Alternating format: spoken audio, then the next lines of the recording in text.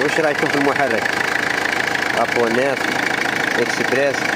وكتبوا لنا رايكم في الصوت تاع المحرك كيفاه، واش رايكم فيه؟ هكذا راه عنده سيفورا، راه سيفورا مش مليح، كما تسمعوا الصوت.